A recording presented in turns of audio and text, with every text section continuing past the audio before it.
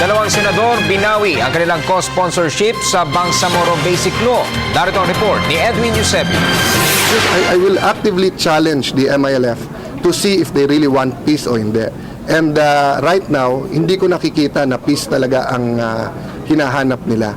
Absolute power over the territory and complete disregard of our laws, no?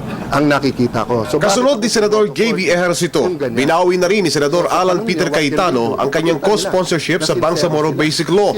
Kasunod dito ng karahasang ginawa ng mga tauhan ng Moro Islamic Liberation Front sa Mamasapano, Maguindanao. Pinaslang ng mga ito ang mahigit sa 40 mga tauhan ng PNP Special Action Force.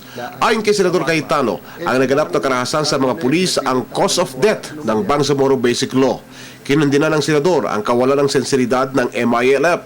Dahil sa nangyari, idiniin ni Senador Cayetano na ilusyon na lamang ang hangad na peace negotiation sa MILF.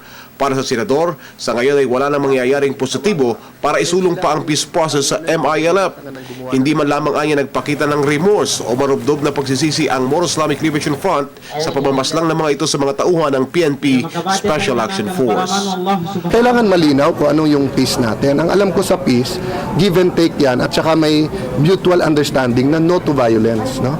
Pero ang nangyari ngayon, wala man lang remorse sa statement nila.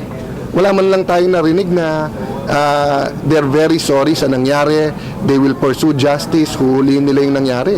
Ang kasalanan pa natin na napatayan tayo ng mga pulis. Tandaan nyo, ito yung mga elite ng ating pulis, at tandaan nyo, confirmed na yung terorista ang hinahabol nila. So hindi ko po matanggap na we will surrender. Para sa Telebisyon ng Bayan, Edwin Eusebio.